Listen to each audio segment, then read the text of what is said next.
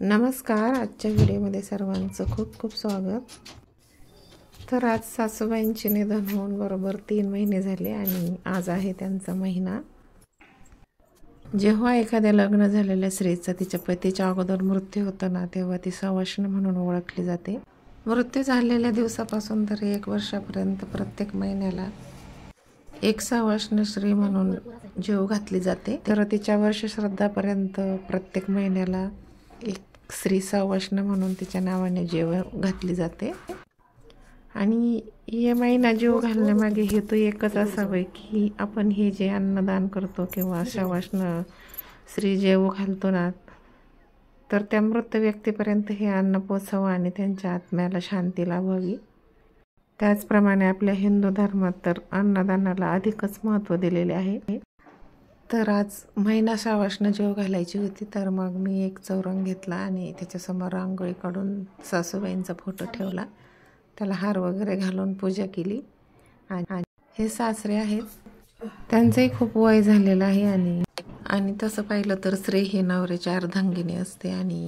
आणि या जीवनसाथीने त्यांची साथ सोडली आणि त्या एकट्याच देवाघरी निघून गेल्या. त्याच्यामुळे सासरे खूप दुःखी झाले होते, परंतु त्यांनी स्वतःला सावरलं. तर सवाष्ण म्हणून ह्या नणंदबाई आहेत आणि ह्याच आम्ही जेव घालतो. तर त्या प्रत्येक महिन्याला सवाष्ण जेवणासाठी येत असतात. त्याही त्यांच्या आईचं दर्शन घेत आहेत.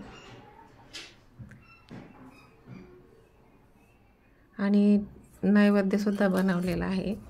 तर सर्व फुले वगैरे वाहिल्यानंतर, हार घातल्यानंतर त्यांच्या फोटोला नैवेद्य अर्पण केला आणि त्यांचं दर्शन घेतलं.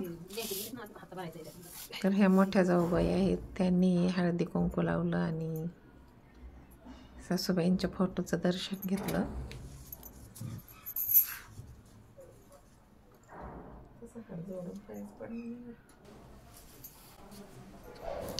सासूबाईंच्या लहान मुलाचा सर्वात लहान मुलगा म्हणजे सगळ्यात लहान नातू आणि आजी बाबांचा आधार.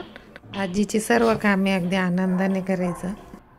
त्याचं नाव विष्णू आहे आणि त्यानेही दर्शन घेतलं. आणि स्वयंपाक उरकले आणि त्यांना नैवेद्य पण घेऊन जायचं. जेव्हा अंत्यविधी करतो ना, तेव्हा स्मशानभूमीपर्यंत जेव्हा नेतो ना, तर मध्ये एक विसावा घेतला जातो. तर या विसाव्याच्या ठिकाणी सुद्धा आपल्याला नैवेद्य ठेवायचा असतो. आणि हळदी कुंकू वाहून, उदबत्ती लावून, एक पाण्याचा ग्लास आणि काही फुलं ठेवलीत आणि मग नैवेद्याचं ताटसुद्धा ठेवले. आणि मग पुढचा नैवेद्यही पुढे घेऊन जाणार आहेत नणंदबाई आणि मोठे दीर आमचे घेऊन चाललेले आहेत. त्यांचं नैवेद्याचं ताट वगैरे आवरून दिलं आणि मग आम्ही बाकीचे कामं करायला घेतली. तर खूप ऊन झालेलं होतं, स्वयंपाक वगैरे सर्व आवरलं होतं आणि उन्हामुळे हे जनावरांना खूप तहान लागलेली होती. तर जाऊबाई आणि आम्ही दोघी त्यांना पाणी पाजत होतो. खूप तहानलेली होती, पण मग या जनावरांना कुठं बोलता येते, आपणच समजून घ्यायचं असतं. मग त्यांना आम्ही दोघींनी पाणी पाजलं. तर ते खूप पाणी पेले, उन्हामध्ये तापलेले असल्यामुळं. आणि त्यांना चरण्यासाठी सोडायचं होतं, पण हा महिन्याचा कार्यक्रम असल्यामुळं मग त्यांना चरायला सोडण्यासाठी जरा उशीर झालेला होता. मग त्यांना जागेवरच आम्ही दोघींनी पाणी दाखवलं. तर एक 2 बादल्या पाणी पिलं. आणि आता उन्हाळा असल्यामुळे पाणी पण विहिरीला भरपूर नाही आहे.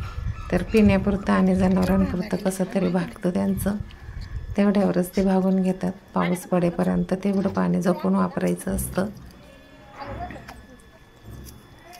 आणि सर्वांना पाणी पाजल्यानंतर त्यांचाही आत्मा जरा शांत झाला आणि मग थोडासा त्यांना चाराही टाकला खायला. तोपर्यंत हे सर्व नैवेद्य वगैरे देऊन आले आणि मग आम्ही पुढच्या कामाला लागलो. आता काही पीक वगैरे नाही शेतामध्ये, काही हिरवं नाही, तर अगदी भकास वाटतंय. हिरवं असलं म्हणजे छान असं करमतं. पण उन्हाळा असल्यामुळं आता प्यायच्या पाण्याची आणि वापरण्याच्या पाण्याचीच तारांबळ आहे. तर पिकांना पाणी नाही आहे. आणि हे गुलाबाचं झाड बघा, याला किती फुलं आलेत. इकडे हे छोटे वासर होते, यांनाही थोडासा चारा टाकला.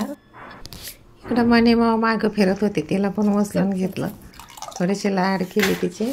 आणि आता स्वयंपाक पण झाला. तर स्वयंपाक आमचा तयार होता. आणि स्वयंपाकामध्ये वरण भात, भाजी, चपाती, तळण केलं होतं, कुरडई, भजी, पापड. आणि हॉटेलमधून श्रीखंड आणि मिठा वडा मागवला होता. तर साधं जेवण बनवलं होतं, जास्त पाहुणे बोलवले नव्हते, घरीच केलं होतं. तर जेव्हा पहिला महिना असतो ना, तेव्हा कंपल्सरी पुरणपोळीचं जेवण ठेवावं लागतं. आणि मग आम्ही दुसऱ्या महिन्यामध्ये शिरापुरी बनवली होती. आणि ह्या महिन्यात ही वरण भात, भाजी, चपाती असं साधा बेत आम्ही केला. आणि ताटं केले त्याने. आता सर्वांना जेवायला देणार आहोत. सवाष्ण आधी जेवू घालायची आणि मग नंतर सर्व माणसांनी जेवायचं. तर सगळं जेवण वगैरे झाल्यानंतर आम्ही थोडंसं 1 किलोमीटरवर शेत त्या शेतात आलो. आणि मी तुम्हाला मागच्या व्हिडिओमध्ये हा लसूण दाखवला होता, छोटा होता तेव्हा. तर आता काढलाय. आणि बघा मी तुम्हाला दाखवते,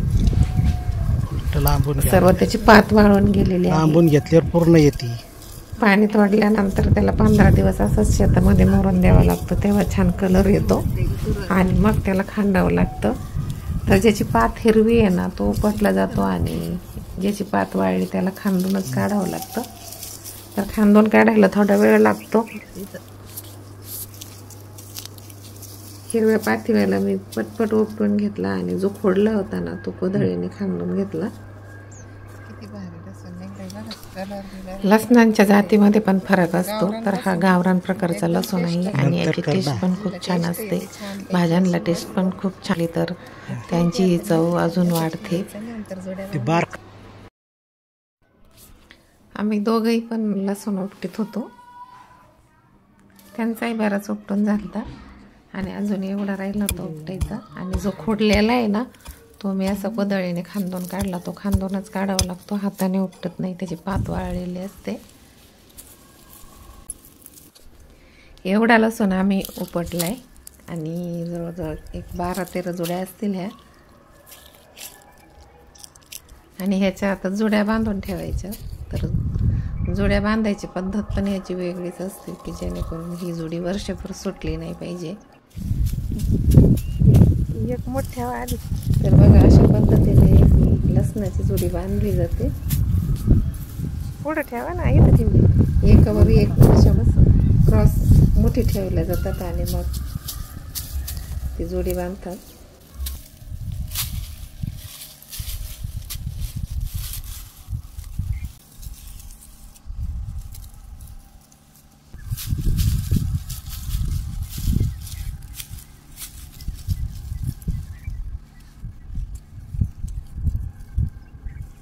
ते दाखवा ना कसं धरलंय ते.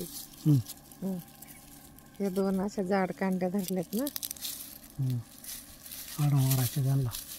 आडा 2 काय लसणाच्या पाती ना.